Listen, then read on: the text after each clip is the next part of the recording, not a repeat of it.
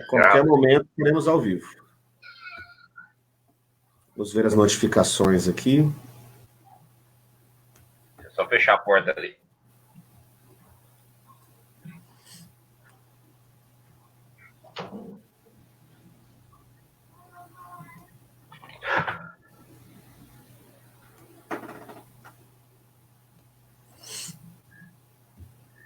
Opa, estamos ao vivo. Estamos ao vivo? Você foi notificado? Fui notificado. Pelo Facebook?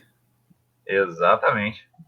Nossa, mas por que o Mark Zuckerberg tá com birra comigo? Ele não notificou você, não me notificou, cara. Deixa eu apertar um F5 aqui. Marquinhos Zuckerberg tá pirracento comigo. Deixa eu ver aqui no celular. Eu já tô até compartilhando o link aqui, ó. Opa, show de bola. Ah! Não, aí sim, peraí. Será que se eu apertar play aqui vai dar duplicidade? Bom, enfim. Confirmar com a produção aqui. Você está ao vivo aí, professor Anderson? Tô ao vivo! Estamos ao vivo? Estamos ao vivo? Estamos ao vivo, senhoras e senhores! Sejam bem-vindos ao nosso Café com Cultura, começando uma semana nova, com tudo diferente, começando aqui no meu perfil. O programa Café com Cultura, ele acontecia até na semana passada, lá na fanpage do Coletivo da Cultura.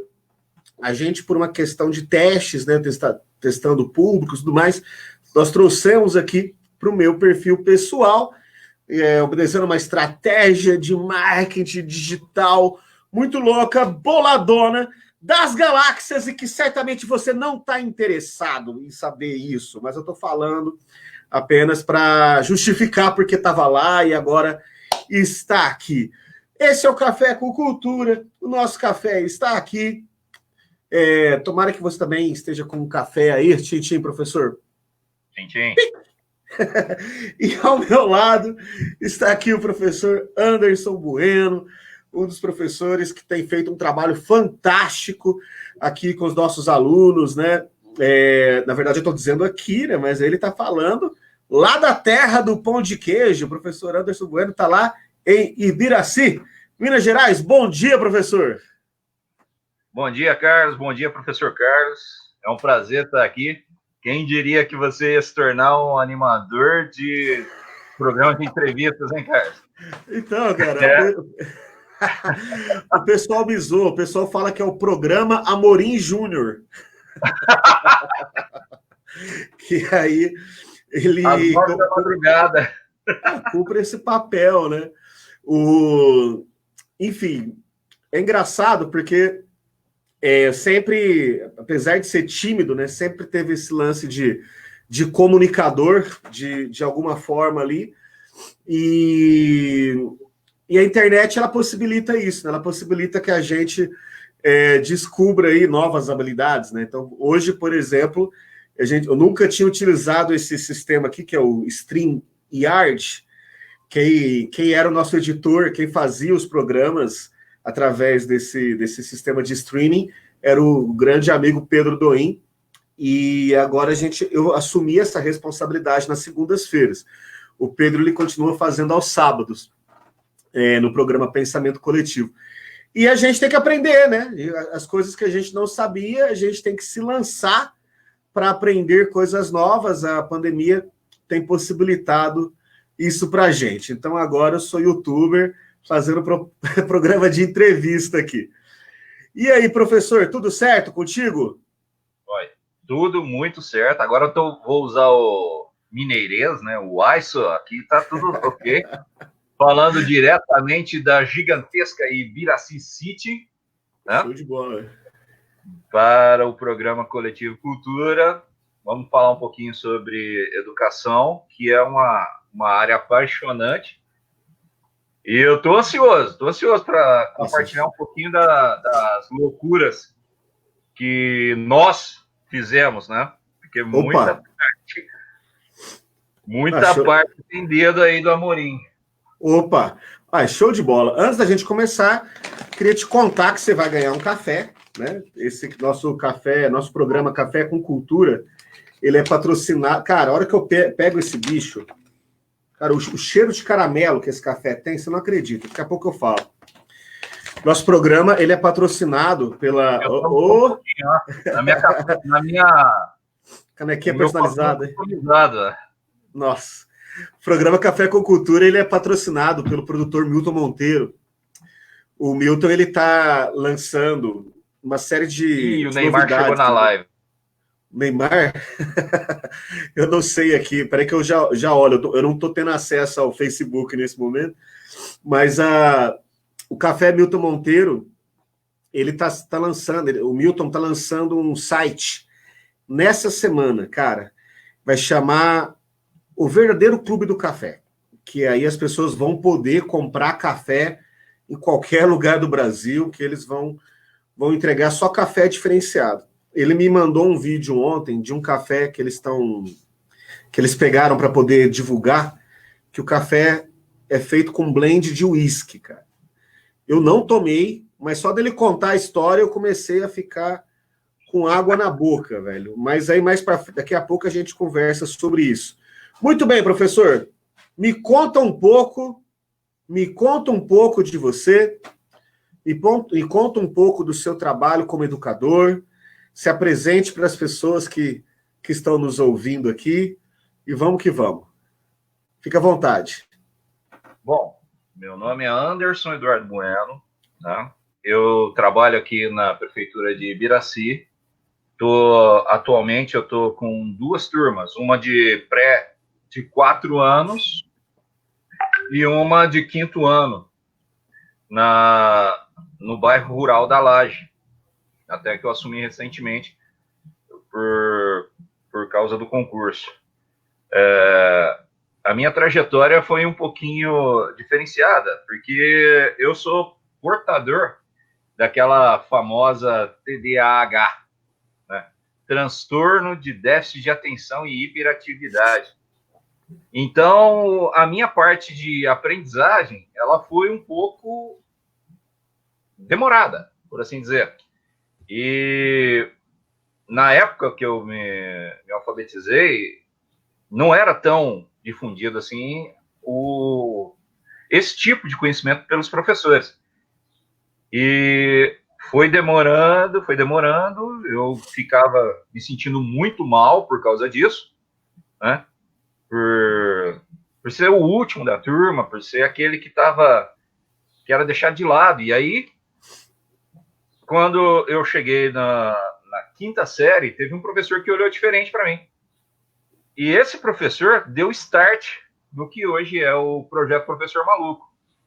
Quando ele olhou diferente, demonstrou de uma forma diferente, eu passei do último aluno para o primeiro da turma, usando as técnicas que ele tinha feito comigo.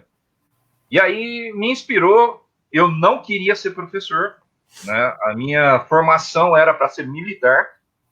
Eu me programei para ser policial militar. Trabalhei, estudei, trabalhei meu corpo, trabalhei minha mente para ser policial militar. Fiquei muitos anos nessa vida como um policial militar. Vi muita coisa, vivenciei muita coisa que me despertou uma paixão que até hoje eu nutro pela Meganha, né, pela Mags Force Corporation, como a gente chamava a polícia naquela época. E aí um acidente em 2004 tirou essa oportunidade de continuar dentro da PM. Eu transitei por vários outros tipos de profissão, até que em 2011, dezembro de 2011, eu tive duas pessoas importantes na minha vida. Você, meu padrinho, né, que vem me acompanhando já desde 97, me incentivando a voltar para estudar. Voltar a estudar e voltar a fazer. E o Maurição, um segurança que trabalhava comigo na madrugada naquela época, um posto de combustível, e foi um tapa na cara que ele me deu, uma lição daquelas que a gente só encontra em grandes mestres, né? Conversando no meio da madrugada, enquanto ele estava lá, de braços cruzados, né? Olhando com cara de mal para todo mundo, a gente conversando, ele falou algo e eu falei para ele, olha, tá errado, corrigi o que o Maurição estava falando, né? O correto é tal coisa. Aí o Maurição virou para mim e falou assim, olha, o que adianta você ser professor, ter estudado tanto que você estudou, ter passado tudo que você passou, e tá aqui na madrugada junto comigo, ganhando até menos do que eu, porque eu trabalho 3 dias por semana, você trabalha 5, e eu ganho a mesma coisa que você. Rapaz, esse tapa na cara que o Maurição me deu foi em dezembro. E aí, dia 20 de fevereiro de 2012, dia do meu aniversário, teve a prova do concurso aqui em Ibiraci. Foi o primeiro concurso que eu abri e vi que estava aberto. Aí eu falei, não, vou prestar. Prestei o concurso de Ibiraci em 20 de fevereiro de 2012. Por ser data do meu aniversário, fui presenteado com a aprovação, né? Até eram só 6 vagas. E graças ao empenho que vocês tiveram comigo, na época era o IPRA, né? Lembra do IPRA? Então, lá no IPRA, depois daquele empenho de estudar com bastante, consegui uma das 6 vagas. E aí chegamos até aqui, onde nós estamos agora, aproveitando essas formações de 2012 para cá, a minha vida se transformou, muito mesmo. Então esse é o Anderson, um sonhador. Show de bola. Obrigado pela consideração, pelas suas palavras. Tem mais bondade nelas do que verdade. Pelo menos na parte que me toca. E eu gostaria de te perguntar o seguinte, você contou um pouco do seu desejo de ser militar, e por conta do acidente isso não foi possível, e que em dado momento você acabou seguindo a carreira de segurança, você foi trabalhar com segurança privada, porque não tinha conseguido seguir a carreira de militar. Mas quando foi que você sentiu o chamado para poder ser educador? Que você falou assim, não, eu vou começar, eu vou trabalhar com escola, vou trabalhar com criança. Eu me lembro que você fez Cefam, o saudoso Cefam, né, que foi destruído pelas políticas neoliberais do governo do Estado. Você fez parte de algumas das últimas turmas do Cefam aqui de Franca. E quando foi isso? Como é que foi essa decisão? E como que você teve esse primeiro contato com o mundo da educação, né? E me parece que isso foi paralelo, né, ao seu empenho também para poder se tornar militar. Fala um pouco disso, por favor. Só uma correção, Amorim, eu fui militar sim, tá? Eu servi na Polícia Militar do Estado de São Paulo. Sim, como era 2 anos, né? Eu servi por 4 anos 4? lá, E... É aquele, me orienta aqui, eu lembro que você trabalhou no Bombeiro, né? Era... Isso, no Bombeiro do Estado de São Paulo. Mas a minha vida de segurança começou bem antes disso. Uhum. Assim, em paralelo com o Cefam, eu já fazia segurança, apesar de ser menor de idade, né, o pessoal em Franca não dava muita bola para isso, não. Via um cara grande e com treinamento, eles convidavam. Então, eu entrei na vida de segurança muito cedo. Em paralelo com o Cefam, eu já fazia segurança. Como eu tinha essa postura de querer entrar na Polícia Militar e querer me informar e fazer essas coisas, então foi fácil angariar esse caminho. E aí entrei na Polícia Militar e quando eu estava no Corpo de Bombeiros servindo, eu sofri um acidente que rompeu o plexo braquial e aí me tornou incapacitado para continuar servindo na polícia. Mas você perguntou mesmo como foi a educação, né? Como é que você chegou, como é que você já estava às voltas com o universo militar e você falou assim, peraí, deixa eu me preparar, você teve um insight e você foi trabalhar com educação também. Então, eu queria entender como é que essas duas coisas se encontraram. Como é que foi? O lado direito do cérebro discutiu com o lado esquerdo e falou assim, não, rapaz, vamos fazer tal coisa também, ou vamos parar com isso aqui e fazer a outra. Me explica um pouco disso. Na verdade, a educação, ela anda em paralelo com o que é o objetivo central da Polícia Militar. Então, assim, para você ser um bom policial militar, você precisa ter um bom conhecimento daquilo que você está fazendo.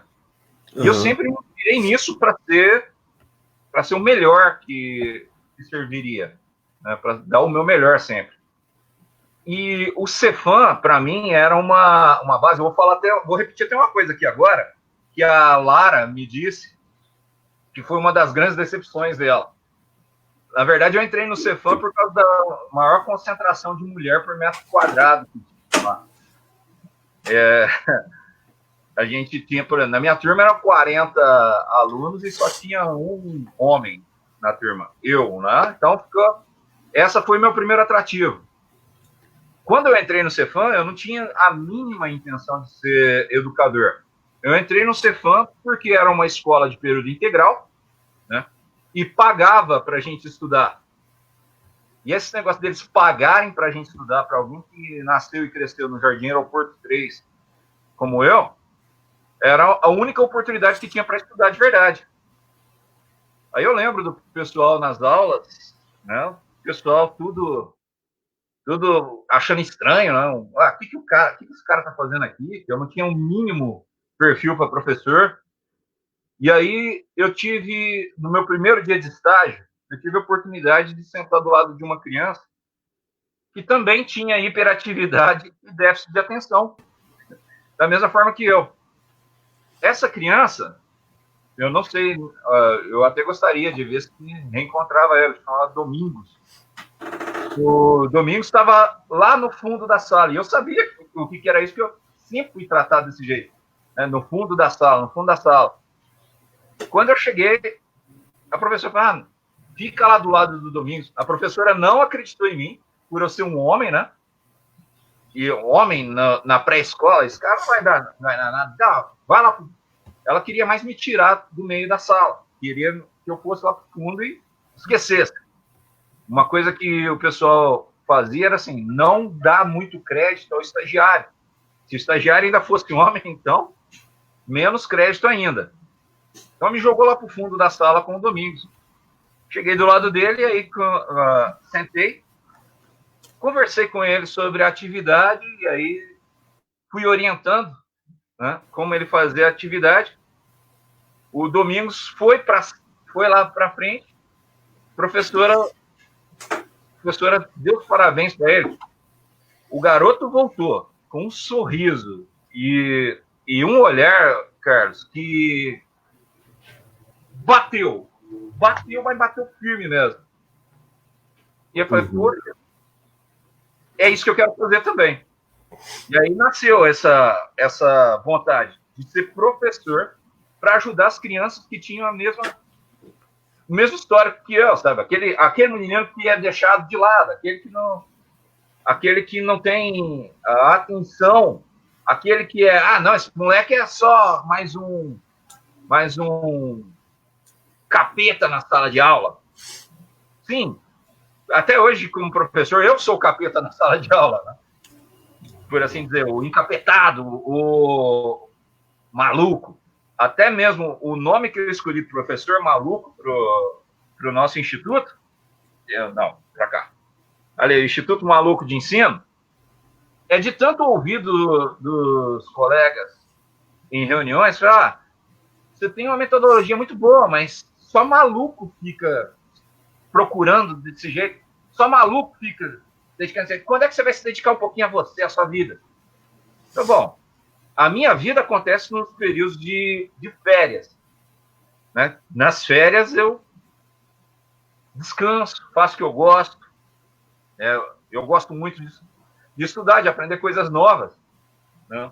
E aí, de tanto ouvir que eu era maluco, sim, realmente eu sou maluco.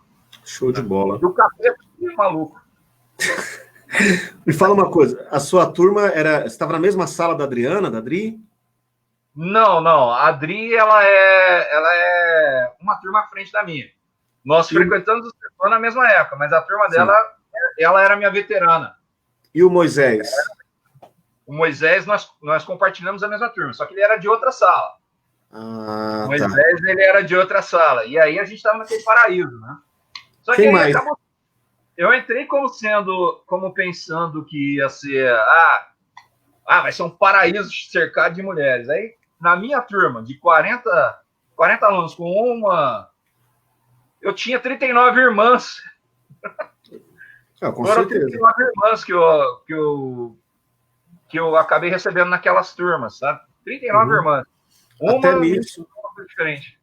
Até nisso é um aprendizado, né? Porque às vezes às vezes não, né? Você entrou com uma mentalidade e lá teve contato com uma série de experiências que lhe possibilitaram uma outra forma de pensar também, né? E que acaba orientando o resto da existência, porque essas pessoas que eu falei são amigos, são grandes amigos até hoje, né? Não só seus, como meus também, amigos nossos. Cara, o quem Luke, mais? o Luciano, faleceu recentemente. Eu tinha um problema muito grave com homofobia, né? Por causa de um passado sombrio meu, que tive que fazer tratamento psicológico por causa disso que aconteceu. E o Luciano, o Matheus, eles me ensinaram a lidar com esse meu problema pessoal, além das aulas de psicologia, além dos psicólogos que me atenderam, né? A entender que nem todos eram aquele agressor que eu tive aquele contato que me causou esse problema. Eu fui extremamente violento com os homossexuais até a experiência no Cefam. Eu era extremamente violento mesmo. Né? Até um caso que depois o pessoal fala, a gente fala em off, porque é meio pesado, tá? Que ocorreu lá. Fui muito bem orientado, fui muito bem conduzido. Até hoje, por causa do trauma, eu ainda tenho algumas reações que são incontroláveis da minha parte, mas aprendi a conviver muito, aprendi muito com eles. O Bill me transformou o Bill Baltazar Gonçalves, o grande professor de filosofia.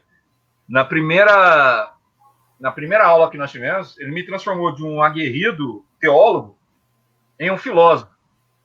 Então, eu saí de uma pessoa que só estudava teologia cristã para descobrir que existem teologias de várias outras vertentes religiosas.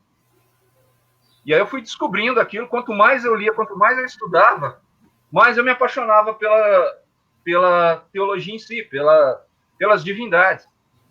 Eu digo que, assim, hoje eu sou um tipo de ateu que não é ateu porque é contra deuses. Eu sou ateu porque eu não escolhi um Deus para admirar, porque eu admiro tantas divindades diferentes, tantos deuses diferentes, e uma coisa que transformou muito em mim foi quanto mais divindade eu fui conhecendo, mais eu fui vendo a capacidade, a maravilha que está presente dentro dessa experiência do conhecimento humano. Então, ali com o Bill foi assim, como se pegar uma árvore. O Cefam fez comigo assim, eu cheguei no Cefam como um tijolo, uma pedra dura, fria e que só serve dentro de um espaço com argamassa para compor uma estrutura. E ali eles me moldaram num ser humano. Me transformaram aquele tijolo num ser humano. Sem que com isso eu perdesse os meus valores pessoais. Então foi uma coisa genial. Eu conheci a humanidade sabendo que eu queria proteger aquela humanidade, né, na forma de um policial, eu queria proteger aquela humanidade e, ao mesmo tempo, eu queria que ela se desenvolvesse. Foi essa transformação que eu recebi ali dentro do Cefam. Não, legal. Você tocou em alguns pontos que são muito importantes pelo seguinte: você acabou de demonstrar com a sua história de vida a importância da educação, não só como conhecimento formal que o professor aplica no aluno e ele passa a levar isso dali para diante. Grande parte das transformações que você teve na escola foi em virtude da convivência com outras pessoas. Então, você descreveu que buscou a escola naquele momento, porque ali você teria a possibilidade de ter um contato maior com mulheres, e isso poderia lhe beneficiar de alguma maneira na sua vida amorosa, e uma vez que você buscou isso lá, não foi o que você encontrou. O que você encontrou foram 39 irmãs na sua sala. Isso já é uma transformação. E você descreveu que, diante de uma experiência pregressa que lhe traumatizou, você passou a ter um comportamento homofóbico, porque era inconsciente, e ao conviver com outras, ou seja, você tinha um preconceito com relação a pessoas homossexuais, e ao conviver com homossexuais, você venceu esse preconceito, esse conceito prévio que você tinha, e passou a lidar melhor com isso, e aprender a amar e a respeitar todos os seres humanos, independente da sua orientação sexual, e assim por diante. Por que eu acho que é muito interessante isso? Porque, para começar, nesse momento, nós estamos num contexto de pandemia, em que se discute muito a educação à distância. Então, como se a educação fosse tão somente aquele conteúdo que o aluno ele recebe. Sendo que a gente entende, e a sua fala foi muito emblemática, foi muito esclarecedora nesse sentido, de que a educação é o conjunto completo. Então, a instituição ela tem um papel fundamental na formação daquele indivíduo, e tudo isso é muito interessante. Já fazendo esse gancho, como é que você está trabalhando a educação com seus alunos nesse momento de pandemia? Porque você chegou um momento que você foi para Ibiraci, então você prestou um concurso, foi aprovado, e hoje você está com 2 cargos aí na cidade. Então eu queria que você falasse um pouco disso. Eu gostaria que você contasse de como que você está desenvolvendo esses trabalhos que você desenvolve neste contexto de Covid-19. O contexto da pandemia, ele trouxe para nós da educação um desafio muito grande, porque, como eu mesmo disse, a minha história de vida comprova isso, que o importante dentro da escola não é conteúdo, é convivência, né? É você estar ali em experiências que te demonstram como reagir em sociedade. É um contexto muito social que faz com que nós, seres humanos, nos desenvolvamos. E aqui em Ibiraci, a gente esbarra num pequeno problema, que é a conectividade.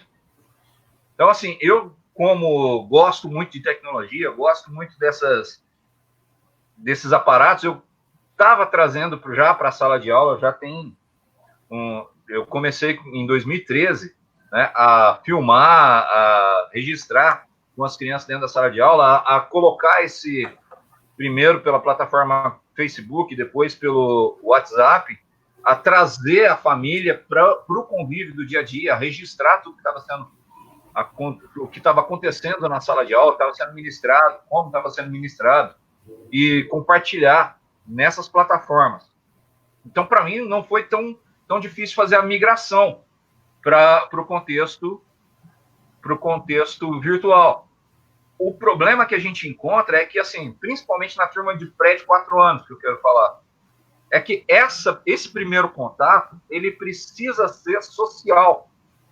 E como fazer esse contato dessa forma que nós estamos fazendo? Por exemplo, eu não posso chegar perto de você e e estar olhando no olho para conversar, para você perceber o que eu preciso, eu perceber o que você precisa. Esse contato pessoal, esse contato dentro da sala de aula, esse pegar na mão do aluno, orientar, esse até mesmo durante a atividade falar, olha, não é assim, nós precisamos corrigir. Tá? Isso é muito difícil fazer assim de maneira virtual, à distância. Eu gravei com os alunos, eu fiz, né, experiências de vídeos para enviar para eles, atividades, eu comecei a mandar atividades no grupo do WhatsApp em formato PDF para que os pais imprimissem, e aí a Secretaria de Educação da cidade começou um projeto também de usar, né, que os professores iam elaborar atividades e enviar, reunir, montar uma apostila e encaminhar para os familiares, e a gente fazia esse atendimento, tanto individual quanto coletivo, através dos grupos, através do WhatsApp. E o primeiro contato que eu tive no WhatsApp foi com os familiares e não com as crianças. E aí o que a gente percebe? Que é uma tecnologia que não está à disposição de todos. Esse é um grande empecilho, porque uma criança que não tem, por exemplo, que você quer planejar que eles assistam um vídeo. Na sala de aula, você leva o vídeo, você leva o filme. E aí, a partir daquele filme, você trabalha os conceitos que estão presentes dentro da formação. Mas e se esse vídeo não está disponível no YouTube? E se essa família não tem acesso ao YouTube? Ou Netflix? Para nós, que temos uma condição social um pouco mais agradável, nós temos acesso a YouTube, eu tenho o notebook, eu tenho o celular, tenho a TV que acessa a internet, a Smart TV. Mas e esse aluno que não tem esse acesso? Como atingir ele? Esse está sendo o grande desafio. E aí você pensa, não, vou trabalhar com um filme que está na Netflix. E o aluno que não tem a Netflix? Como é que eu vou fazer? Bom, eu vou ter que piratear esse filme para que a criança tenha acesso. Tá, mas se eu piratear, eu não vou estar fazendo uma coisa ilegal? Como que eu vou propor, esbarrando com a legalidade, para levar para a criança o mesmo conteúdo que eu estaria trabalhando em sala de aula com eles? Se observar bem, nós professores já fazemos muitas ilegalidades, né? Por exemplo, você passar um filme numa escola, se você for observar, é proibido. Quando começa o DVD, na nossa época era a fita cassete, você lembra? Quando começa, já tem um alerta, né? Só que em inglês o alerta, é proibida a exibição em igrejas, escolas. Em inglês o alerta a gente até finge que não está vendo. Mas já é uma ilegalidade. Se passar um filme numa escola é ilegal. Mas muito da aprendizagem para crianças como eu, por exemplo, ela envolve esses sentidos. Não adianta só falar para uma criança que é visual, auditivo e tátil. Então, são várias experimentações dentro da sala de aula que você tem a oportunidade de fazer, que esse conteúdo online não vai atingir.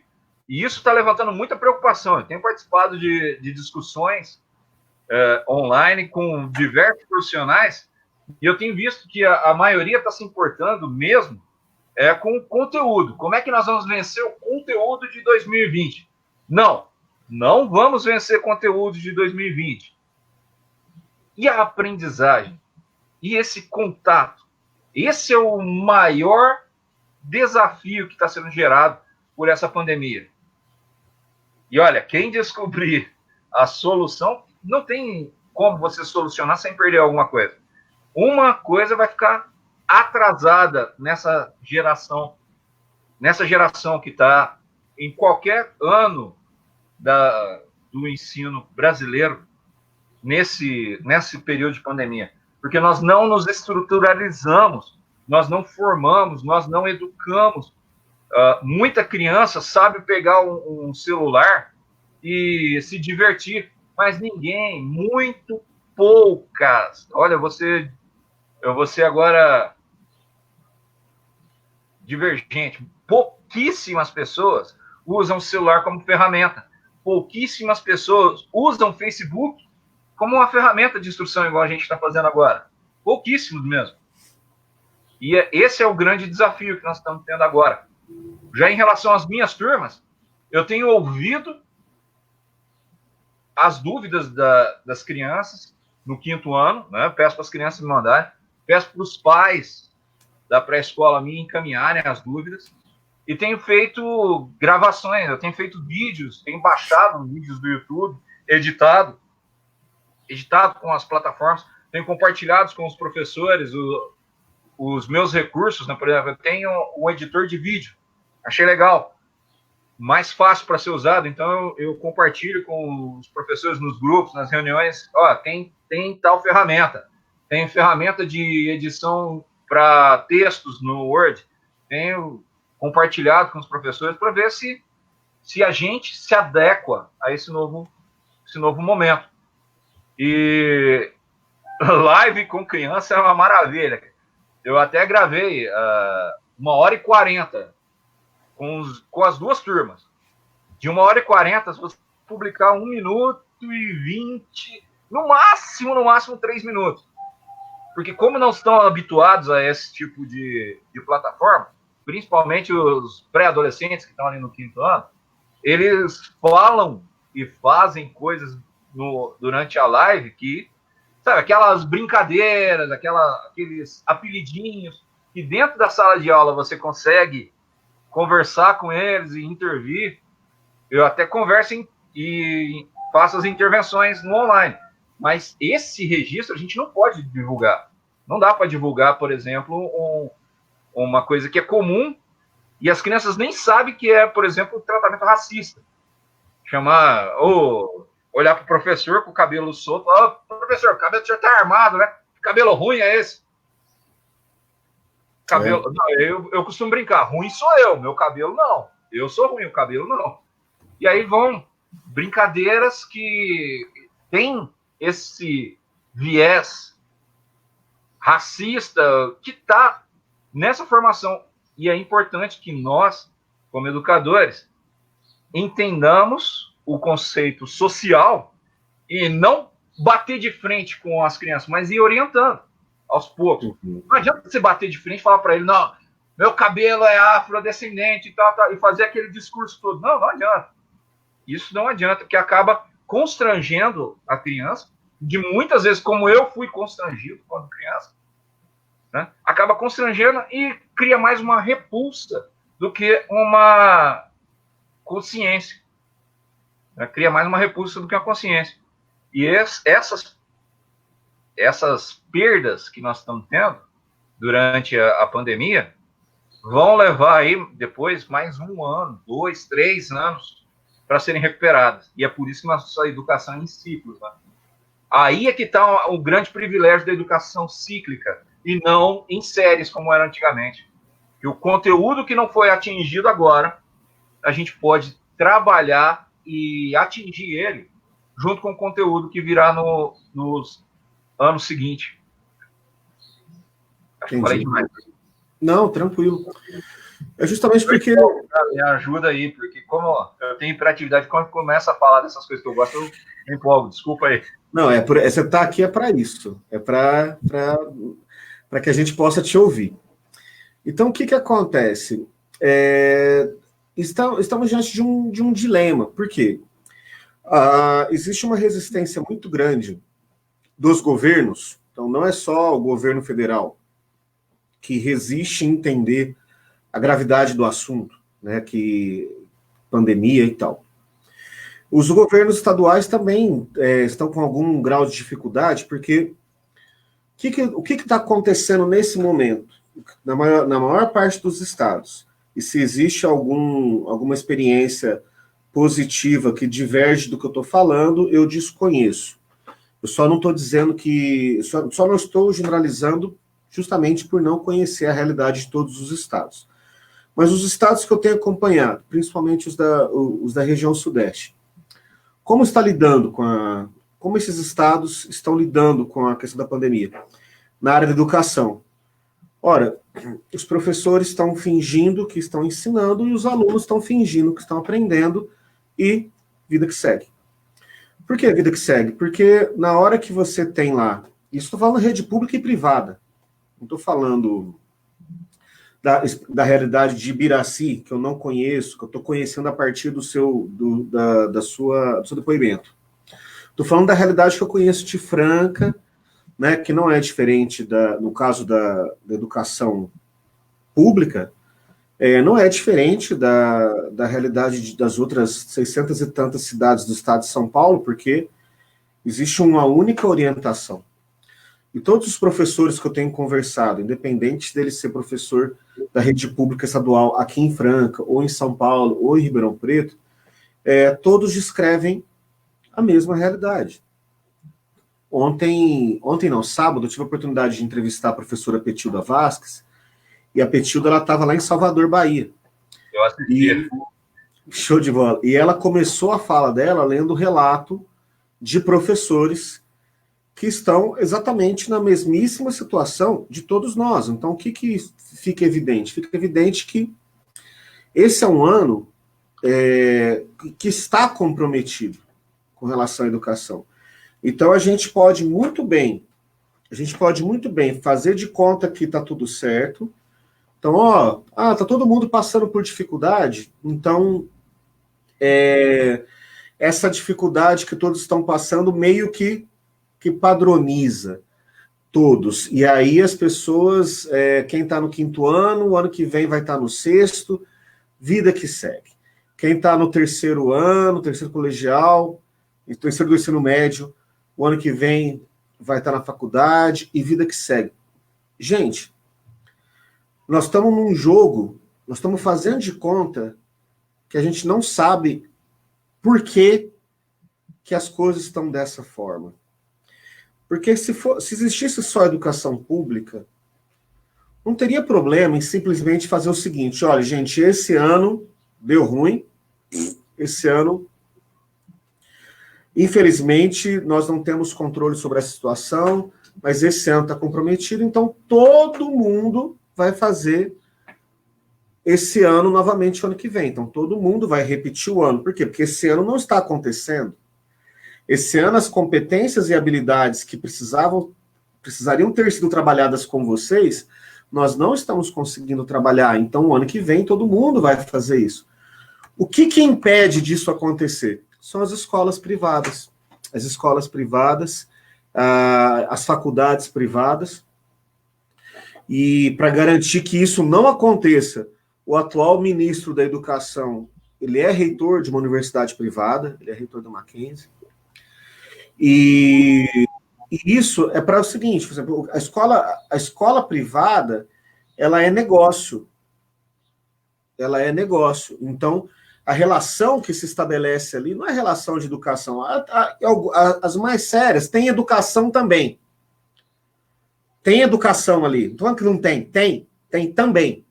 Mas, além de educação, ela é um negócio que ela precisa ser mantida, né? Então, tem que pagar os professores. Eu sou professor de escola particular. Tem que pagar... Né? Tem que deixar bem claro que a gente não é contra a escola particular, porque nós também somos empresários na área da educação. Né? Não é nem questão disso.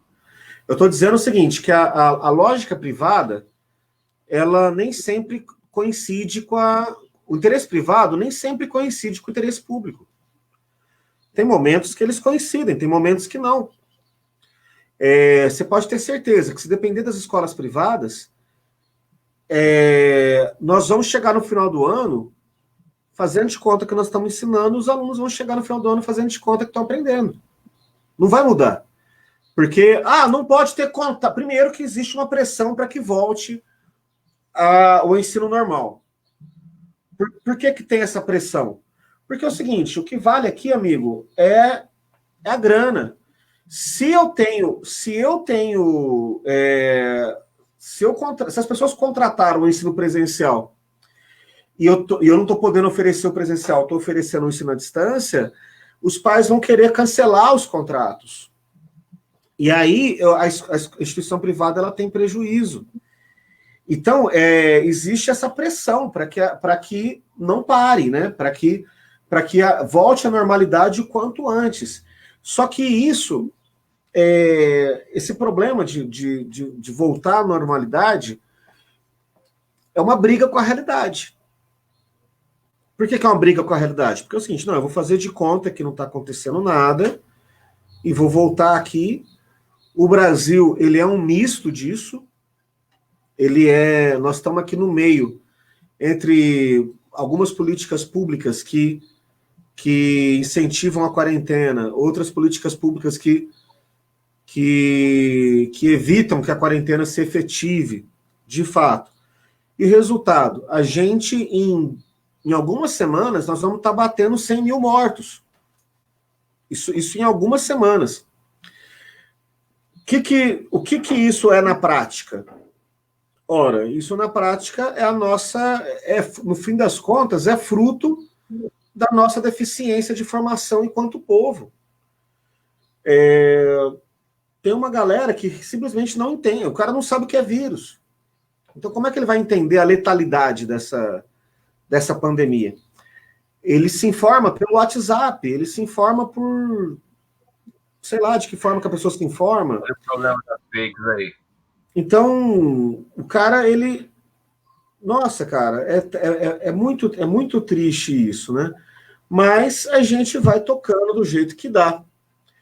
Eu gostaria também, para a gente sair desse assunto que é mais pesado, né, para a gente não ficar nessa parte mais dura, né? Política administrativa.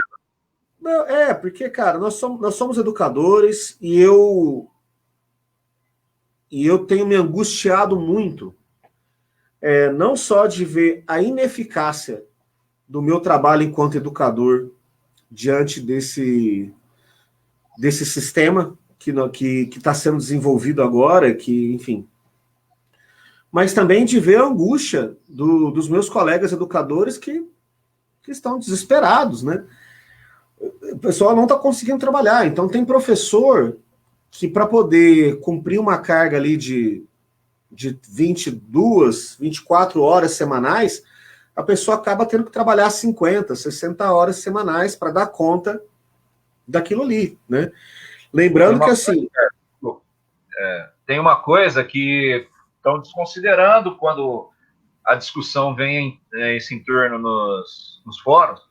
Tenho visto muita discussão na Undime, tenho visto muita palestra desses especialistas administrativos. Eles estão desconsiderando que quando a gente está fazendo esse atendimento remoto, quando você está na sala de aula no presencial, você atende das 7 às 11h30 ou das 13 às 17h30. Só que pelo WhatsApp você recebe... Eu já cheguei a receber... cheguei a receber dúvida 10h30, 11h, meia-noite, 1h da manhã. Sabe? E assim, você fica em alerta, fica preocupado, porque se não responder uma dúvida, deixar para depois, complica aquela situação. Então, eu sou muito preocupado nisso mesmo. Se eu receber uma dúvida de um aluno 9h da noite, eu vou responder aquela dúvida 9h da noite. Né? 1h da manhã, um pai está no desespero. Talvez aquele é o único momento, o pai que trabalha à noite, por exemplo. E aí ele só tem acesso à internet quando chega no trabalho. Eu já fui segurança, já fui porteiro que tinha internet só no Wi-Fi do prédio que eu trabalhava.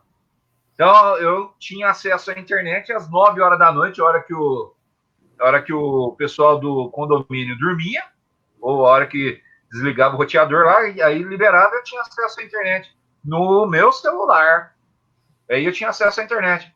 E esse pai que só tem essa mesma rotina, que pode me mandar a mensagem 10h da noite?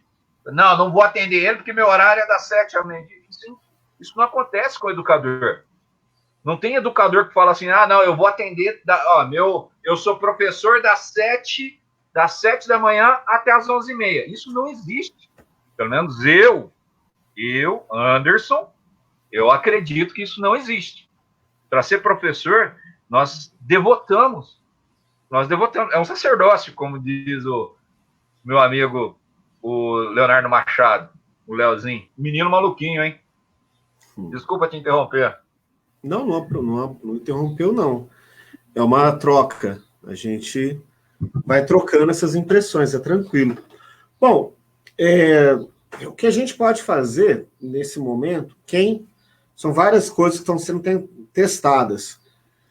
Quem tiver mais sucesso no futuro vai contar como fez, né? E aí esse conhecimento ele vai sendo compartilhado e vai sendo consolidado. Por enquanto está todo mundo aprendendo a fazer e vai chegar lá na frente, quem sobreviver conta para os outros. Moral da história acaba sendo isso. Mas os mais adaptáveis sobrevivem, né? Isso aí é fato.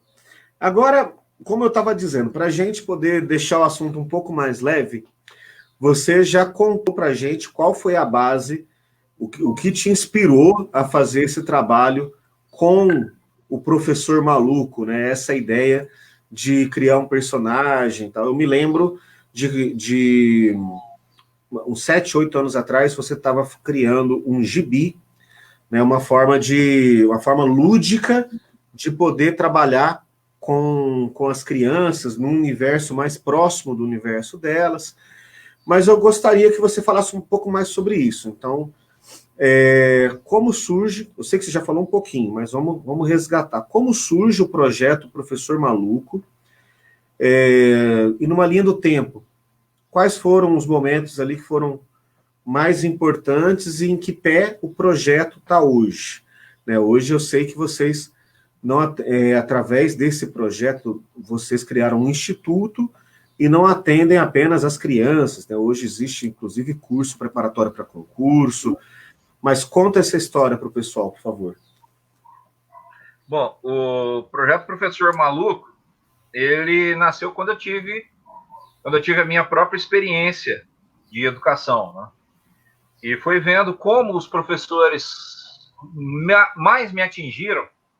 Quando eu cheguei em 2012 em Ibiraci, eu fui dar as aulas e aquele medo, né? Porque era a primeira turma minha.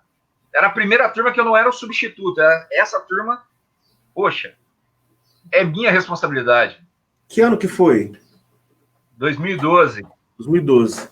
Isso. Abril de 2012.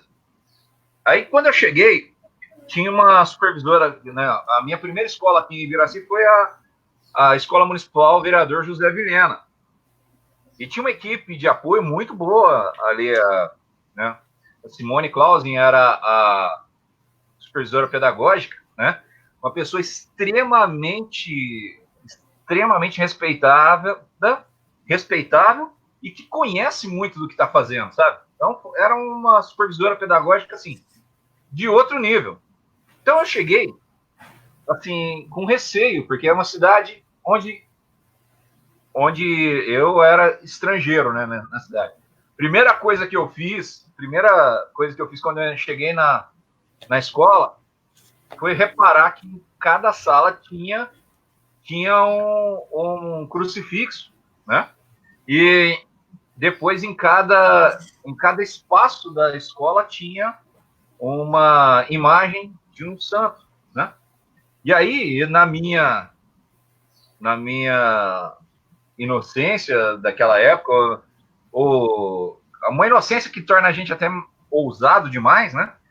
Eu cheguei na frente da secretária de educação e da diretora e perguntei: essa aqui é uma escola confessional? Olha o tamanho. Porque tinha imagem, né? Eu pensei, eu entrei numa escola católica, eu vou ter problema com isso. Eu não sou católico, né? Essa é uma escola confessional e causou um arrepio muito grande no pessoal. Cidade pequena, o cara vem de fora, já chega questionando essas coisas. E até a dona Leiliana abriu o olho com isso aí, ficou meio ressabiada, veio conversar comigo, dona Leiliana agora minha esposa, né? E aí eu fui desta repulsa que eu criei ali com esse comentário, fui para a sala de aula. O interessante foi que a Simone me deu total assistência nesse primeiro ano que eu chego aqui.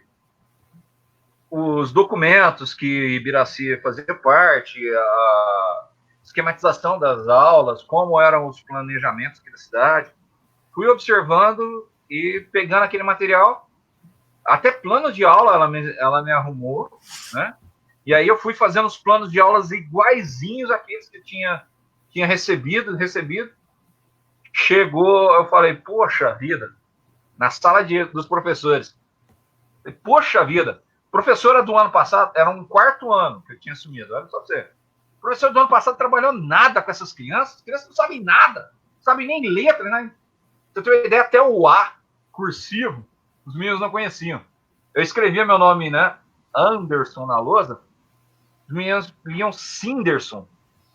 E eu achando, eles liam Cinderson. E eles achando que... E na minha cabeça, o erro estava nas crianças, o erro estava como eles não tinham sido ensinados direito,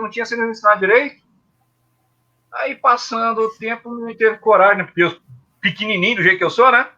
1,81 m, né? 1,81 m, 130 quilos. Os meninos ficavam com medo de falar, né? Essa cara, eu tinha uma cara ainda mais assustadora do que eu tenho hoje, naquela época, né? Aí os meninos ficavam com medo de perguntar.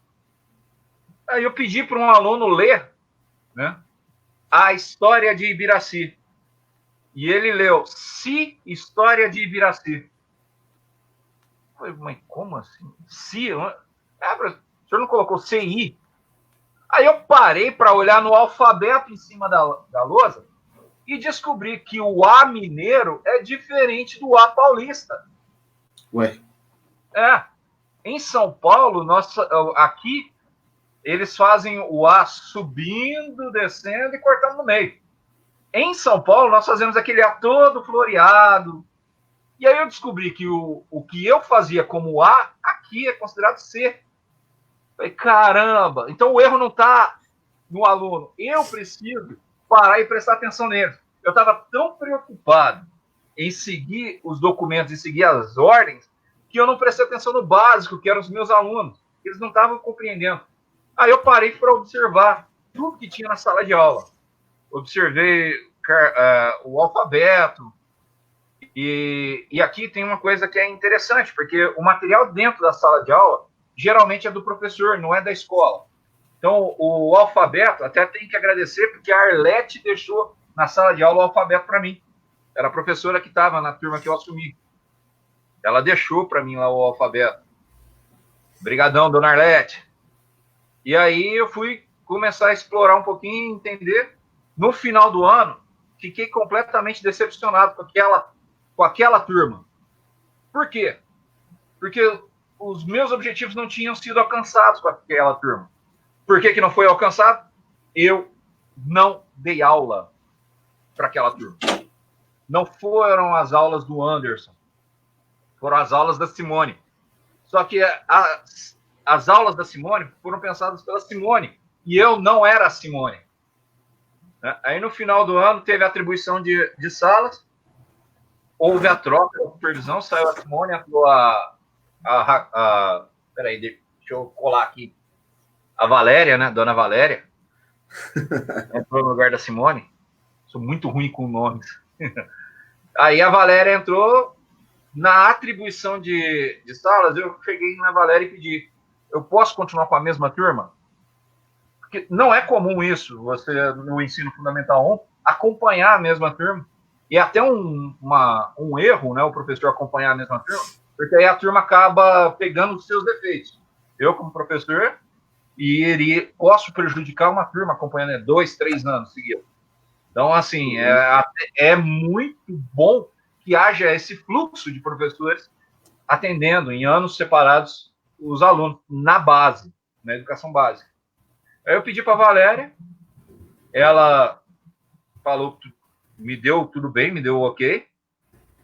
Peguei a mesma turma no 5º ano, eu falei, não vai ser a Simone, agora vou ser eu. Eu já aprendi, já peguei como que faz já peguei todos os documentos que são usados, então agora eu vou planejar minhas aulas. E aí dei aula para eles como o Anderson, não como a Simone.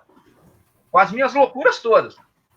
E aí eu percebi que falar com a criança tem que ser falado realmente com o que o conteúdo realmente apresenta. Então, se é o ciclo da água, eu tenho que explicar o que é o ciclo para eles. Demonstrar o que é o ciclo. E aí eu fiquei observando, eu tinha feito uma aula pensando assim, num poema genial que eu tinha pego, né? E aí eu cheguei na sala de aula, fui pôr aquele poema na lousa, os meninos só falavam de Menino da Porteira, que era um filme que tinha passado na sessão da tarde, eu não sei o nome não, era no domingo à tarde, lá, eu não sei, eu não lembro Domingo mais. Espetacular. Eu não lembro a programação da Globo, porque eu nem sei quando foi a última vez que eu assisti a Rede Globo, nem sei quando foi a última vez. Era quando passava os filmes do Van Damme. Então foi lá na década de 80 comigo. Quando eu assistia também. Então, e os meninos só falavam no Menino da Porteira. Aí aquilo me deu um estalo. Poxa, eu olhei pro meu poema e, poxa, e os meninos falavam no Menino da Porteira. Quer saber de uma coisa? Aí eu troquei, né?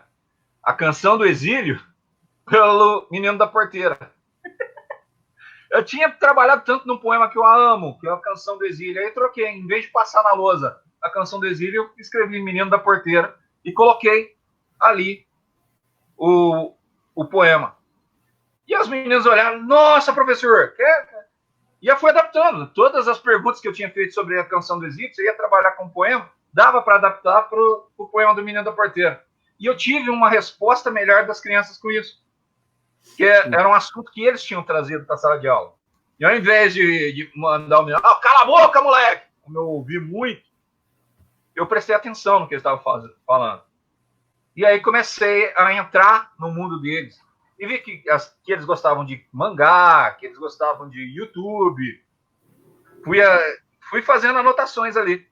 E fui atrás desse material. Aí tinha o jubileu dourado da escola em 2013, né?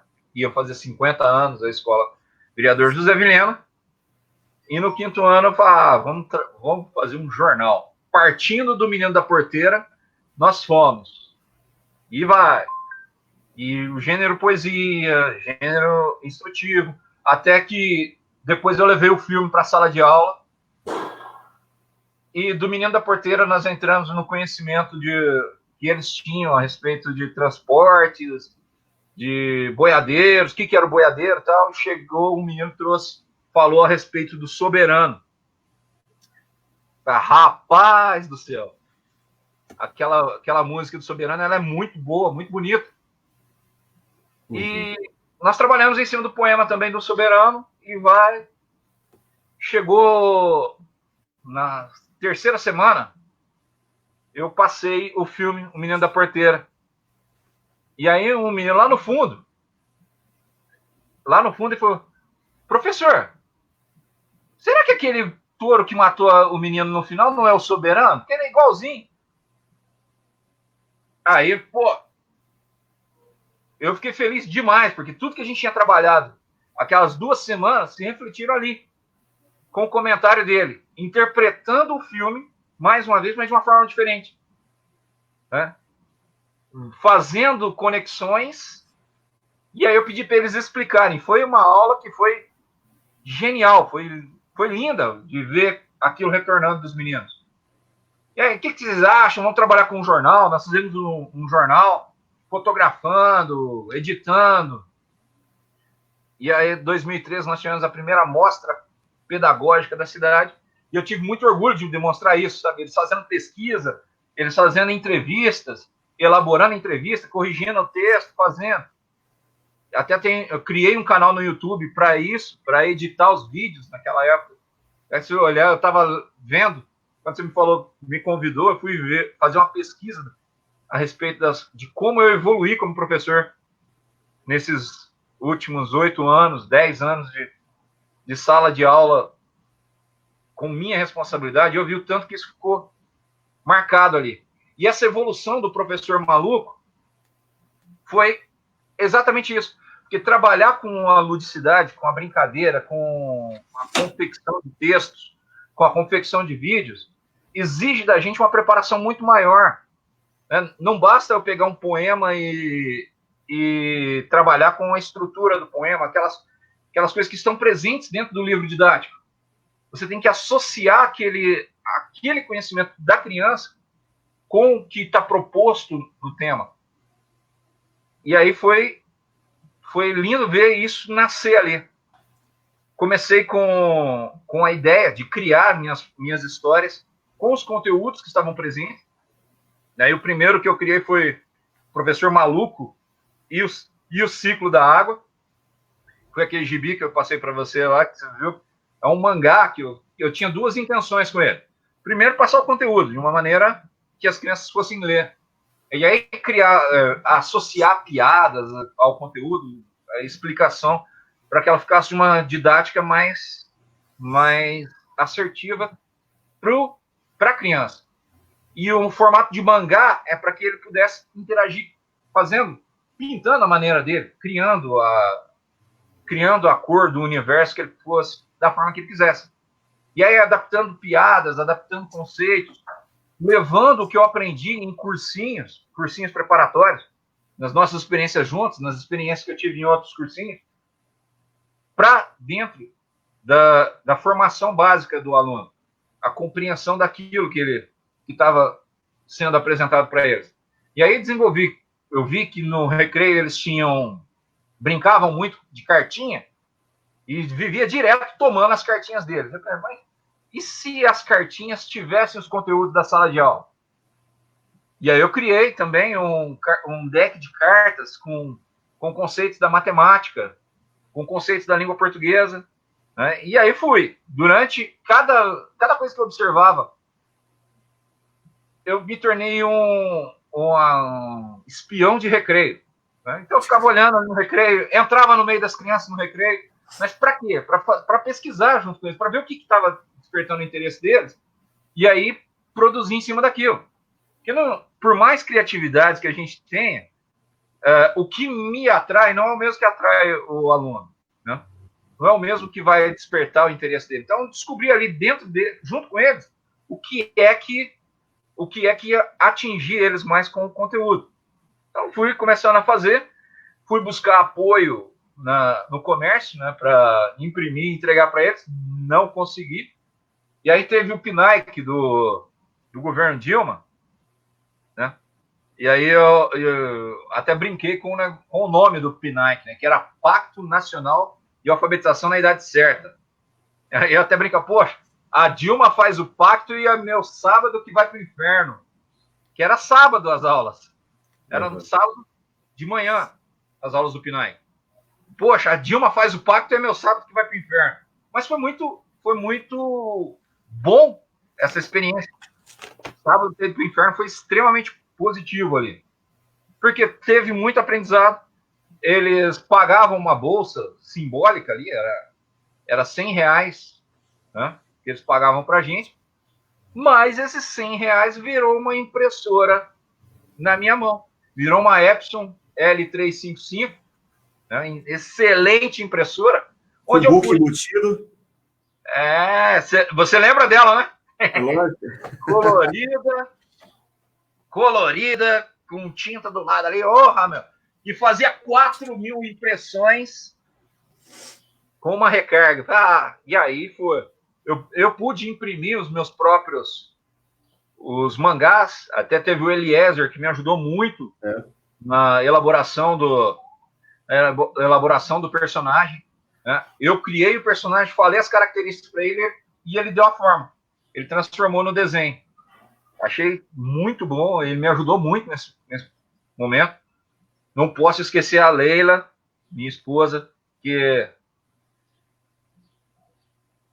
o que eu conversava era a pessoa que estava ali do meu lado para conversar a esse respeito. Ela é muito experiente na área da formação básica, mais de 20 anos, né, ali com os meninos do primeiro ano. Então, toda essa experiência que ela tinha, ela ia conversando, a gente ia dividindo, e aí me ajudou a elaborar o projeto. de repente eu percebi que o problema no tema construtivismo era a não compreensão por parte dos profissionais, como eu mesmo, do que significava o construtivismo. E aí comecei uma pesquisa para explicar o construtivismo de uma outra forma. E para mim mesmo, como que eu poderia aprender, entender as nuances do construtivismo? Foi aí que nasceu o meu trabalho de pesquisa, que começou na pedagogia, que explicando o construtivismo através do tal do Jeet Kune Do, do Bruce Lee. Show de bola. Eu quero que você fale disso, porque inclusive você está caracterizado de Goku hoje aqui. A foto do seu stories hoje foi o Bruce Lee sentado onde eu estou agora.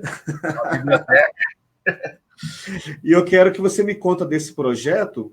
Eu só vou fazer uma pequena pausa para poder contar para as pessoas que esse programa nosso, né, que é o Café com Cultura, ele é apoiado por várias pessoas que nos ajudam. Uma delas é o produtor de café, que é o Milton Monteiro. O Milton ele é responsável pela Fazenda Santa Júlia, e ele mandou isso aqui para você, Anderson. Ó. Isso aqui. Café vida.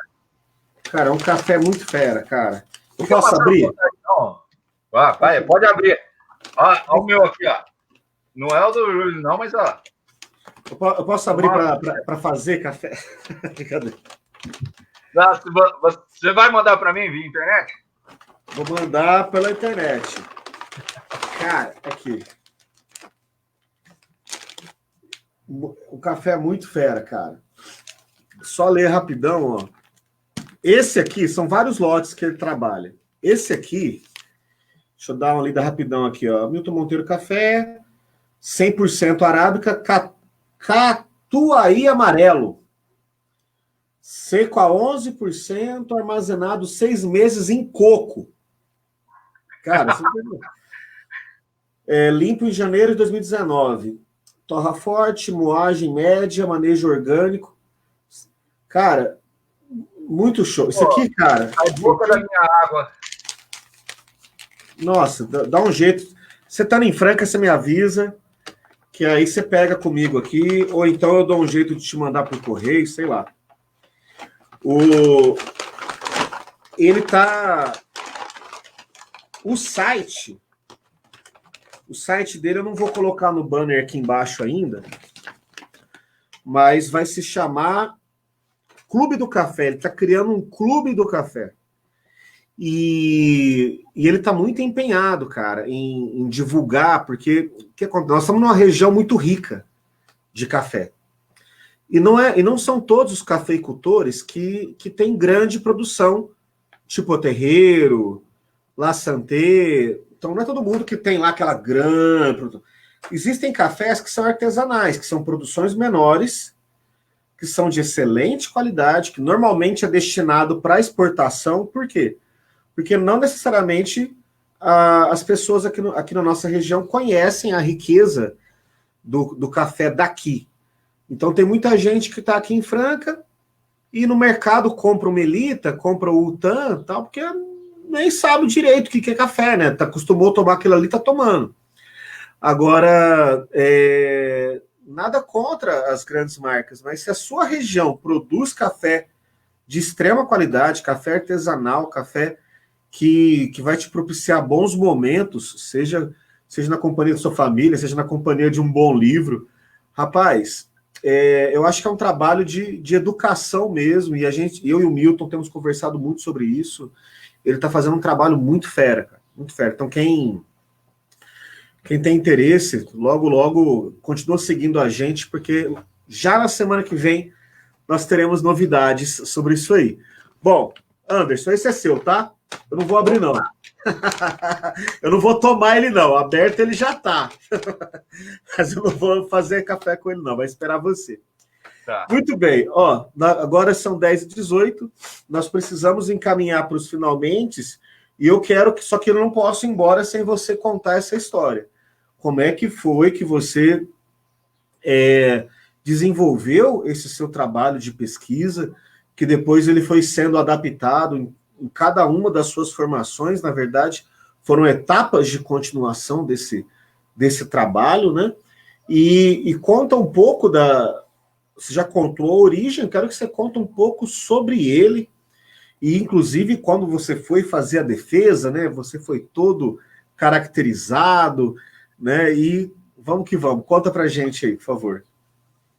Então, no grupo de pedagogia, nós temos uma formação que ela é um pouco tradicional, por assim dizer, sabe? Então, geralmente as pessoas estão ali falando sempre em torno dos mesmos autores, sempre comentando as mesmas teses, sempre... Se você pegar o trabalho de pedagogia, o trabalho de formação dos alunos, você chegar ali no primeiro ano de pedagogia e perguntar o que o pedagogo, o que a pedagoga está fazendo ali, geralmente ele vai te responder, porque eu amo criança. E aí eu costumava dizer, olha, se você é pedófilo, aqui não é seu lugar, não. Brincava desse jeito. Olha, falava isso para o pessoal que entrava na pedagogia. Por que eu falava isso? Porque geralmente quem ama criança, ama uma determinada criança. Ama aquela criança que ele conhece, o filho, ou o sobrinho. E aí quando ele esbarrar com um capeta igual eu na sala de aula, que ele não tem nenhum tipo de vínculo familiar, vai fazer o que com aquele menino? Pô, eu gosto de criança, mas isso aí também, né? Cadê o pai? Cadê a mãe? Porque não deu educação para esse moleque. Então eu costumava brincar desse jeito, olha, para amar, você tem que amar transformação, não crianças. Para você trabalhar na pedagogia, para você trabalhar ali na primeira formação, você não tem que gostar de criança, você tem que gostar de ensinar. É diferente de gostar de criança. Muito diferente de gostar de criança. Então, com esses conceitos na cabeça, fui elaborando como explicar isso. E eu não queria trabalhar de novo com Paulo Freire, Magda Soares, eu não gostava de Paulo Freire de jeito nenhum. E aí, estudando a respeito do Paulo Freire, eu vi, poxa, eu não gosto de Paulo Freire, mas sou a interpretação de tudo que ele escreveu dentro da sala de aula. Né? Tudo que ele escreveu estava na minha ação. Eu só não gostava. Como assim não gostava? Bom, aí eu fui pesquisando, eu posso usar a metodologia defendida por Paulo Freire e falar que é de Lourenço Filho, que é um predecessor dele, o Anísio Teixeira, que também era um predecessor dele. E fui vendo que quanto mais eu conhecia a respeito daquilo, mais eu precisava explicar. E aí, um dos autores que fazem parte da minha formação como ser humano, Bruce Lee, tinha exatamente isso na sua teologia, na sua teoria filosófica. E eu perguntava para o pessoal, poxa, por que a gente está sempre rodando em cima dos mesmos autores? Vou partir para filósofo da educação, Bruce Lee. E aí fui lá, peguei o tal do Jeet Kune Do, que é o livro que ele escreveu para falar a respeito da arte marcial que ele criou, e fui vendo parte a parte daquele trabalho e colocando as explicações sobre o que falou Piaget, o que falou Magda Soares, o que falou, que ainda fala Magda Soares, né? Vygotsky, todos esses grandes pensadores adorados dentro da pedagogia pela visão de Bruce Lee. Pela visão, também? Todos eles, eu fui de Vallon a Olavo de Carvalho, eu li tudo, muita coisa. Peraí, eu vou dar uma vomitadinha ali já.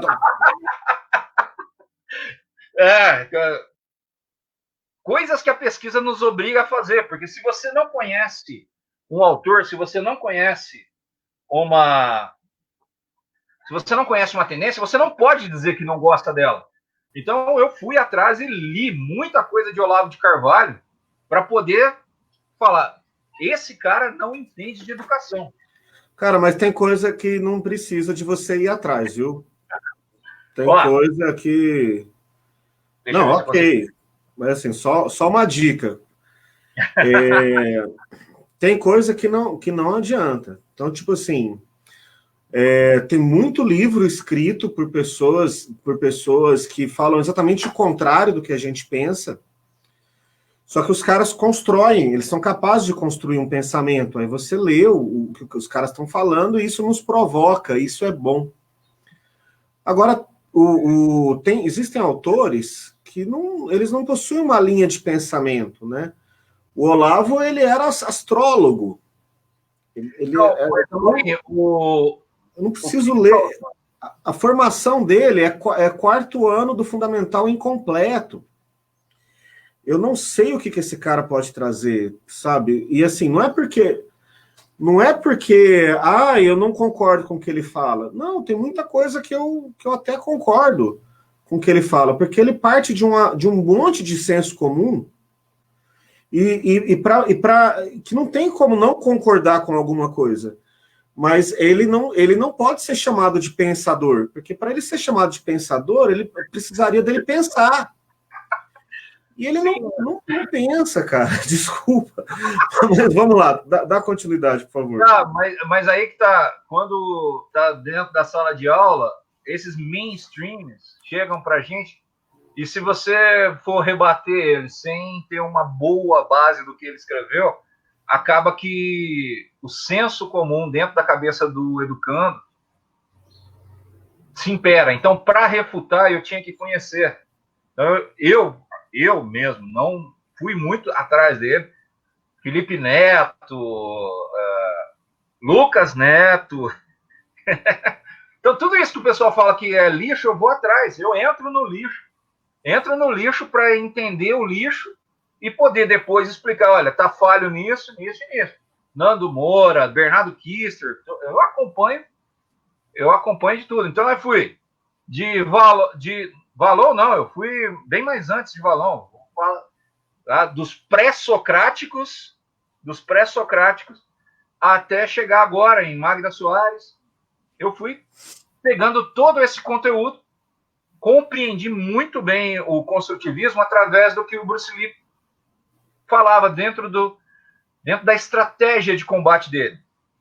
Então, a tradução do que ficou isso foi exatamente para dentro de uma sala de aula. Se você quer realmente atingir o objetivo, você precisa conhecer, né? Conhecer o aluno e não bater, não se chocar com ele. Tem que ser água. Você tem que observar o que o aluno conhece, usar aquilo dentro do seu planejamento, junto com o conteúdo que você está passando, pegar, mesmo o autor que ele está citando, que eu não conhecia, como Olavo de Carvalho, por exemplo, que eu já vi, eu vou falar para você, eu já vi composições de meninos de quarto ano muito superiores às teses que o pessoal fica compartilhando do professor. Eu acho isso uma ofensa. Quando o pessoal chega e fala professor Olavo de Carvalho, eu acho uma ofensa. Para mim é uma ofensa isso, mas, né, tem gente que considera. Fala do Bruce Lee pra gente. Be water, my friend. Seja água, ou seja, se adapte. Mas você só pode se adaptar a alguma coisa se você conhecer aquilo. Então, assim, você quer ensinar um aluno com dislexia? Como que você vai ensinar um aluno com dislexia se você não estudar a dislexia? Você quer ensinar um aluno com déficit de atenção? Como que você vai ensinar aquele aluno se você não estudar o déficit de atenção? Né? Então, é ter as ferramentas que são propostas no dia a dia. E a educação é muito dinâmica, é variada. Aquilo que você ensina hoje na sala de aula, aquele conteúdo que sai hoje, o ano que vem, na turma que vem, no ano que vem, você vai ensinar o mesmo conteúdo, mas da mesma forma não vai dar certo. Não vai dar certo. Porque pessoas são diferentes. E a possibilidade de adaptação do ser água que o Bruce Lee prega só é possível quando nós conhecemos as ferramentas que são ali apresentadas. Como que esse momento de pandemia para a gente pode ser menos ofensivo para aquilo que a gente tem que ensinar, pode gerar mais frutos. se a gente conseguir se adaptar a esse momento. E como que nós vamos nos adaptar a esse momento? Conhecendo o que está ali, produzindo, né, porque nós vamos ter que produzir muito material a esse respeito, adaptando conceitos, adaptando formas de acesso, adaptando a nós mesmos, pensando em maneiras diferentes de fazer chegar ao educando e a nós mesmos, os nossos profissionais, aqueles conceitos, formas de pesquisas sobre aquele tema, né? Então, tudo isso envolvido ali dentro do que o Bruce Lee falava a respeito de uma arte marcial. E aí foi como se acendesse uma grande luz, que o mesmo que Paulo Freire falava no que diz respeito à educação, Bruce Lee fala, diz respeito à luta. O mesmo que Magda Soares fala a respeito dos textos, Bruce Lee fala no referente à luta. Então foi só trazer aquele conteúdo, eu compreendi muito melhor o construtivismo dentro das artes marciais, que a minha mãe usou comigo desde os 6 anos de idade. Me colocou com 5 anos de idade para fazer karatê. Então eu cresci dentro dessa filosofia marcial. E aí ele foi, para mim, atingiu melhor. Compreendendo o construtivismo com essa ferramenta, eu quis explicar o construtivismo através dessa ferramenta. Que para construir, nós precisamos de bases. E como fomentar essa base? Através do aprendizado. E aí eu vou chegar naquela máxima que todo professor sempre fala, que não tem como você ensinar se primeiro você não aprender. Opa. Me permite usar Everton de Paula? Com certeza. Teve uma piada que o Everton de Paula contou numa palestra para a gente que você vai lembrar. Eu vou copiar. Dá licença, mestre Everton. Quando eu ensinei pela primeira vez, meu aluno não aprendeu. Quando eu ensinei pela segunda vez, meu aluno não aprendeu. Quando eu ensinei pela 10ª vez, eu aprendi. E aí eu pude ensinar pela 11ª, 12ª, 13ª, 14ª. Legal. Né? Show de bola. Show de bola. E aí, assim sim, que a gente termina. Se você pedir para falar a respeito desse tema, eu vou ficar aqui 10, 15, 20 horas, cara. Eu adoro esse tema e tem muita coisa para falar a respeito dele. A gente podia fazer o seguinte, enquanto a gente conversava aqui, e eu estou vendo que realmente o tema não cabe no espaço que a gente possui, mas eu acho que a gente tem condição, de chamar outros educadores, inclusive o próprio Everton, e outras pessoas fantásticas do nosso convívio, né, do seu, do meu, aqui de Franca. Quem sabe a gente tem condição de fazer alguma espécie de congresso online, alguma espécie de seminário online sobre educação. A gente pode discutir se faz isso, educação no contexto da pandemia, ou se a gente discute de maneira mais abrangente, né? Mas eu acho que esse tema merece uma atenção especial e a gente compartilhando as nossas experiências, a gente tem mais chance de encontrar soluções para os problemas, né? Que a gente sabe que não são problemas locais. O que você descreveu não é um problema seu, necessariamente, é um problema que todos nós enfrentamos, mas essa sistematização que você fez, esse caminho que você percorreu, é um caminho semelhante ao que eu percorri também, e ao descrever a frase do Everton, certamente foi um caminho que ele também passou, mas que não são todos os colegas que passaram, né? Então, às vezes, a pessoa esquece que o ato de ensinar, ele é, antes de tudo, um ato de aprendizado. Então, de repente, alguém poderia falar, mas é lógico, como é que você vai ensinar uma coisa que você não aprendeu? Não se trata disso. Não se trata de decorar uma fórmula e chegar lá e repetir a fórmula. A educação é transformadora. Então, se ela não é capaz de transformar o próprio agente educacional, por que eu vou esperar que ela transforme uma outra pessoa? Educação é encantamento. Se eu sou incapaz de me encantar com uma poesia, por exemplo, então, voltando à Canção do Exílio do Gonçalves Dias. Se eu sou incapaz de me encantar com aquele poema, como que alguém vai se encantar com aquilo? A tendência é que eu apenas, mesmo que eu saiba ele de cor, eu vou chegar lá e vou falar, a pessoa, nossa, literatura é um saco. Claro, se você faz a literatura ser um saco, ela vai ser um saco para quem está ouvindo mesmo, né? Então, eu acho que a gente pode avançar. Nós vamos... Eu vou ler... eu não consegui, você vai me desculpar, eu não consegui jogar aqui no stream os comentários das pessoas que estavam nos assistindo, tá? Mas depois, tanto eu quanto você, a gente volta lá no Facebook e vamos agradecer os comentários, tem muitos comentários elogiosos ali, né? O Ralph, grande amigo, deixou uma mensagem, a Lara deixou um depoimento muito legal lá também, depois a gente volta lá. A Lara foi a pessoa que eu decepcionei quando ela me perguntou o que tinha me feito escolher educação. Mas desculpa, eu me transformei. Mas todos nós, né? E aí, para encerrar, eu gostaria que você deixasse uma dica cultural para a gente aqui, uma indicação de leitura, alguma coisa, para que as pessoas possam se dedicar aí a conhecer coisas diferentes e perguntar, né? Alguma coisa do seu trabalho está disponível? Você disse que tem um canal no YouTube, né? Sim, eu tenho um canal no YouTube, é só digitar Professor Maluco ou Anderson Bueno, você vai achar o canal lá. Eu tenho a página no Facebook, onde eu compartilho, a gente compartilha do Instituto Maluco de Ensino, o IME. Não é um nome comercial, como você já me avisou, você já me alertou tudo isso, mas...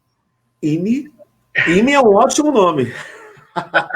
Instituto Maluco de Ensino. E aí a gente fica... Tá no Facebook? Tá no Facebook, né? A página Professor Maluco, Anderson Bueno. E tem o canal no YouTube, onde a gente compartilha as ideias, compartilha os vídeos, compartilha as coisas que nós fazemos na sala de aula. E eu diria assim, não é decepção, é uma coisa que me deixa triste. É ver que a gente, colocando essas experiências, esse material disponível, tem pouquíssimo acesso, pouquíssimas pessoas vão atrás, pouquíssimas pessoas veem, né? Pouquíssimas pessoas mesmo. Até eu tive a oportunidade de receber o grande poeta Carlos Assunção para falar com a gente no dia 13 de maio, na escola aqui, na José Flávio de Freitas, né? Uma homenagem ao 13 de maio. E nós fizemos o registro, tanto fotográfico quanto de vídeo, a apresentação das crianças maravilhosa. E aí, observar que às vezes nem mesmo a quantidade de visualizações que aquele material tem não refere nem à quantidade de alunos que tem na sala de aula. Isso é uma jornada que nós temos que fazer e continuar. Isso não me tira a vontade de continuar produzindo, não. Eu continuo produzindo, continuo colocando lá. Faço lives que não tem ninguém assistindo, falando a respeito do material, falando a respeito de pensamento. Indico livros, né? Por exemplo, Isabel Soler, Estratégias de Leitura. É um livro aqui da biblioteca. Fomos atrás para ver se a gente comprava uma edição dele, até está chegando para mim o meu. Esse aqui da biblioteca. Tem um livro que eu achei no lixo. Você não vai acreditar. Acredito, eu também já fiz isso. Olha o livro que eu achei no lixo, dá uma olhada. Mentes Inquietas. Show de bola. TDAH. E esse material aqui é um tesouro para você entender e trabalhar com crianças que têm essa dificuldade, né? Então, e tem um aqui que eu gostaria de compartilhar, mas eu queria pedir autorização para ler um poema dele. Tá? Show de bola. Tecido de papelaria. Tecido na papelaria de Baltazar Gonçalves. Será que ele... Ouviu o professor me ajudou a moldar o interesse e essa paixão que eu tenho pela filosofia hoje. Que bom. Gostaria de pedir autorização para ler um dos poemas que tem aqui presente. Mete bala. Certamente, se ele não está acompanhando ao vivo agora, ele vai assistir depois, tenho certeza. Bom, o poema que eu escolhi é o Carnaval. Luva pendurada, chapeleiro, espartilho, sapatos, caixas abertas. A mulher se troca, enrosca-se noutra pele e veste outra alma, descobrindo no dorso o colo meu posto. Calça, aperta, amarra e dá laço. Depois segue para a rua, onde o mundo baila. Na madrugada, onde abraça qualquer um, o breu gira e ela dança, e dança, e dança. Como se o vagabundo arruinado, que a tudo assiste, não fosse quem a ama. Eu resisto ao encanto dessa dama e projeto meu amor no amor do outro, como se o outro fosse eu mesmo. Carnaval, de Baltazar Gonçalves. Show de bola, muito bom. Esse livro dele, eu gostaria, esse livro dele tá disponível para venda. Inclusive, eu acho que eu vou trocar uma ideia com ele essa semana para a gente poder fazer uma entrevista também e ajudar a divulgar esse trabalho fantástico que ele tem, né? Nossa, eu amei esse livro, tive presente no lançamento dele, foi genial ter reencontrado com o Bill. Eu tive o prazer de ter grandes mestres na minha formação, desde a pré-escola, todo mundo que passou por mim, até aqueles professores que eu tive experiências não tão agradáveis assim, eles me ajudaram a formar o homem que eu sou hoje, o professor que eu sou hoje.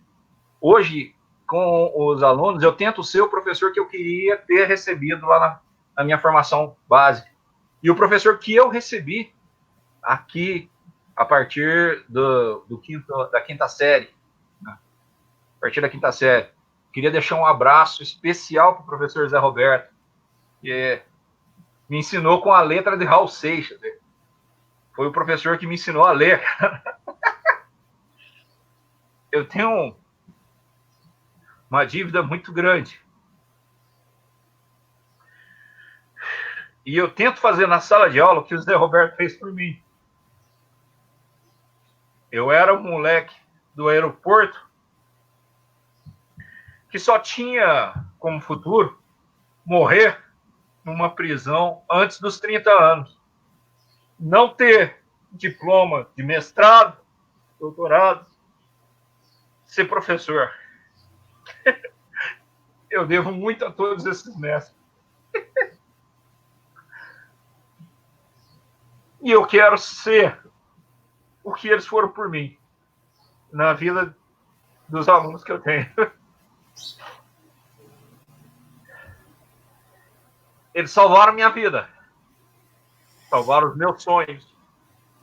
E é assim que eu quero ser, como os exemplos que eu tive. E você também está incluso nessa trajetória, Carlos. Eu nunca vou esquecer. Tamo junto. Tamo junto mesmo. Poxa, Anderson, obrigado. Sem palavras para agradecer tudo que você contou para a gente aqui hoje, tudo que você nos trouxe. Vai ficar registrado e certamente a sua história inspira outras histórias, a sua trajetória inspira outras trajetórias e é muito importante que ela, e por isso é muito importante que ela seja contada. Às vezes as pessoas só conhecem o Anderson hoje. Quem é o professor Anderson? Ah, o professor Anderson, ele é professor lá de Biraci, ele tem um trabalho diferenciado, ele é um comunicador de sucesso, aquilo que ele faz traz resultado. Às vezes a pessoa só conhece isso. e não conhece tudo que você passou antes para chegar onde você chegou e para poder ter os resultados que hoje você tem com seus alunos e com todo mundo que cruza o seu caminho, seu, da sua esposa, através do instituto que vocês coordenam. Então, você está de parabéns e muito obrigado de verdade mesmo. Tá joia? Falar no final aqui? Por favor. Então, pessoal, aqui em Biraci nós temos o Instituto Maluco de Ensino, que é a nossa escola particular aqui que nós ofertamos, tanto preparatórios quanto reforço escolar. Então, se estiver precisando, entre em contato com a gente, pode ser pelo Facebook, pode ser pelos nossos contatos aqui na rede, pode ser pelo Carlos, que indica a gente. E eu queria falar, Carlos, que aquele projeto que nós fizemos, que é o Aulão Solidário, teve resultados positivos. Tá? Nós conseguimos ajudar alunos a serem aprovados no concurso aqui de Biraci. Nós tivemos, né, algumas aprovações que são lindas. Os depoimentos do pessoal foram lindos mesmo. E eu gostaria de agradecer pela parceria sua, do Flávio Freire, do professor Everton de Paula, do professor Antônio Baltazar, que vieram, acreditaram no projeto e doaram o tempo para a gente. Tá? Muitíssimo obrigado. E aquele abraço, Carlos. Desculpa. Eu não tenho medo de chorar, não tenho vergonha de chorar. Eu gosto. Não, mas a gente precisa. Todos nós precisamos. Todos nós precisamos. Ainda mais o que o Zé Roberto fez por mim